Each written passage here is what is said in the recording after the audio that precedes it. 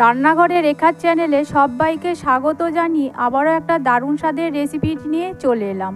বন্ধুরা, শীতকালে যদি এই রকম ভর্তা থাকে তাহলে গরম গরম ধোয়া ওঠা ভাতের সাথে আর কিছুই লাগবে না। তো আজকে তোমাদের সাথে সেই রেসিপিটাই শেয়ার করছি। প্রথম থেকে শেষ পর্যন্ত ভিডিওটা দেখতে থাকো, আশা করছি তোমাদের ভীষণই ভালো লাগবে।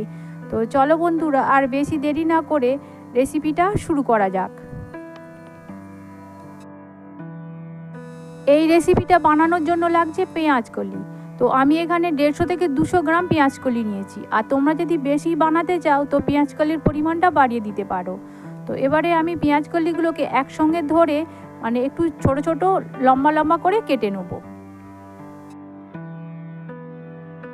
তো দেখো, পেঁয়াজ কলিগুলো ঠিক এই রকম লম্বা লম্বা করে আমি কাটতে থাকবো। তো সমস্ত পেঁয়াজ কলিগুলো দেখো আমার কাটা হয়ে গেছে। তো এবারে এটাকে এক সাইডে আমি সরিয়ে রেখে দেবো। এবারে নিয়ে নিলাম আলু। তো এখানে আমি একটা বড় সাইজের আলুর তার হাফ নিয়ে নিয়েছি। তো এবারে আলুগুলোকে আমি একটু পাতলা পাতলা করে কাটতে থাকবো।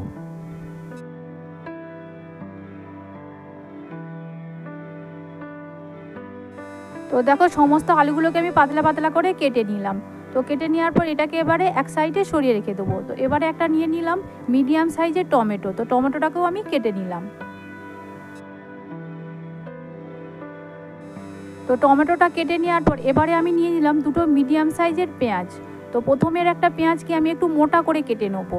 তো দু রকমভাবে পেঁয়াজগুলোকে আমি কাটতে থাকবো। তো দেখো, প্রথমের পেঁয়াজটাকে আমি একটু দেখো মোটা মোটা করে ঠিক এই রকমভাবে কেটে নিলাম।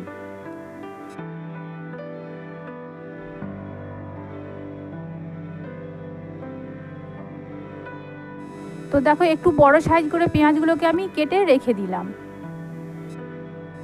এবারে আরেকটা পেঁয়াজকে একটু পাতলা পাতলা করে আমি কেটে নেব। শীতকালে যদি পেঁয়াজ কালির এইভাবে ভর্তা বানিয়ে খাওয়া যায় তো গরম ভাতের সাথে খেতে অসাধারণ লাগে। তো তোমরা একবার এইভাবে পেঁয়াজ কলির বানিয়ে খাবলে তোমাদেরকে বারবার বানিয়ে খেতে ইচ্ছা করবে। তো দেখো, পেঁয়াজগুলোকে আমি পাতলা পাতলা করে কেটে রেখে দিলাম। আর নিয়ে নিলাম 10 থেকে 12টা রসুনের কোয়া।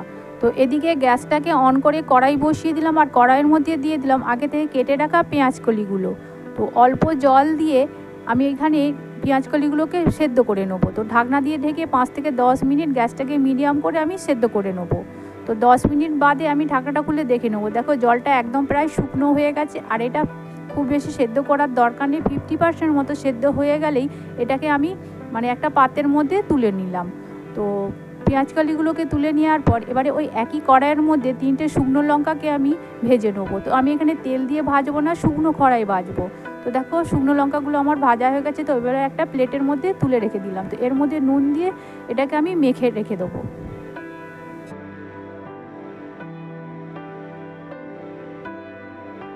তো লঙ্কাটাকে মেখে এক সাইডে সরিয়ে রেখে দিলাম। তো এবারে ওই একই কড়াইয়ের মধ্যে পরিমাণ মতো সর্ষের তেল দিয়ে দিলাম। তেলটাকে ভালোভাবে গরম করে নেওয়ার পর এবারে বড় বড় করে যে পেঁয়াজগুলোকে আমি কেটে রেখেছিলাম সেই পেঁয়াজগুলোকে দিয়ে দিলাম ভাজার জন্য। তো আর পেঁয়াজগুলো খুব বেশি ভাজার দরকার নেই, হালকা লালচে করে ভাজা হয়ে গেলে একটা প্লেটের মধ্যে আমি এই ভাজা পেঁয়াজগুলোকে তুলে নিলাম।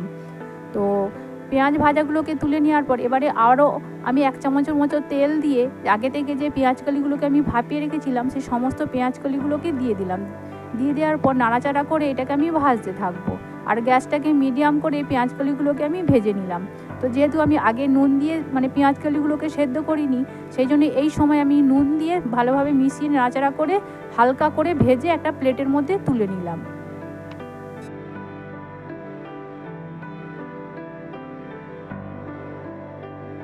তো সমস্ত ভাজা পেঁয়াজ কলিগুলো তুলে নেওয়ার পর এবারে কড়াইয়ের মধ্যে আরও 1.5 থেকে 2 চামচ সর্ষের তেল দিয়ে দিলাম। আর দিয়ে দিলাম আগে থেকে কেটে রাখা আলু, 2টো কাঁচা লঙ্কা, আর যে টমেটোটা আমি কেটে রেখেছিলাম সেই টমেটোটা, আর 10 থেকে 12টা যে রসুনের কোয়া ছাড়িয়ে রেখেছিলাম যে রসুনের কোয়াগুলো। ঢাকনা দিয়ে ঢেকে প্রথমে 5 থেকে 6 মিনিট এটাকে আমি রান্না করে নেবো। তো 6 মিনিট বাদে ঢাকনাটা খুলে একটু নাড়াচাড়া করে নেবো। আর এই সময় গ্যাসটাকে কিন্তু একদম কমিয়ে রেখে এটাকে রান্না করে নিতে হবে। তো একটু উল্টে পাল্টে দিলাম। তো এবারে দিয়ে দিলাম স্বাদ মতো নুন। তো নুনটা দেওয়ার পর ভালোভাবে মিশিয়ে নিয়ে এটাকে আমি আরও ঢাকনা দিয়ে ঢেকে 5 থেকে 10 মিনিট আমি রান্না করে নেবো। মানে যতক্ষণ না আলুগুলো ভাজা ভাজা মতো বা সেদ্ধ না যতক্ষণ না হচ্ছে ততক্ষণ পর্যন্ত এটাকে আমি রান্না করে নেবো। তো দেখো আলুগুলো মোটামুটি ভাজা ভাজা মতো হয়ে গেছে, সেদ্ধও হয়ে গেছে। তো এবারে একটা প্লেটের মধ্যে আমি এই ভাজা আলু আর টমেটো আর রসুনটাকে তুলে নিলাম। তো সমস্ত কিছু ভালোভাবে ঠান্ডা হয়ে গেলে এবারে হাতের সাহায্যে ঠিক এই আলুগুলোকে এইভাবে আমি মেখে নেব।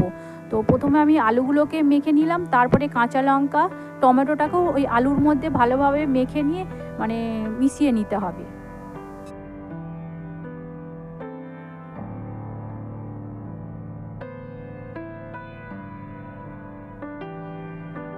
তো দেখো আলুটা খুব ভালোভাবে আমার মাখা হয়ে গেছে। তো এবারে আমি মেখে নেবো পেঁয়াজ কালিগুলো।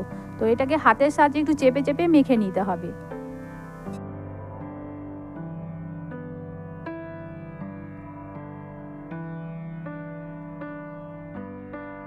পেঁয়াজ কালিগুলো খুব বেশি ভালোভাবে মেখে নেওয়ার দরকার নেই, একটু গোটা গোটা মতো থাকবে সেরকম অবস্থায় মেখে নিতে হবে।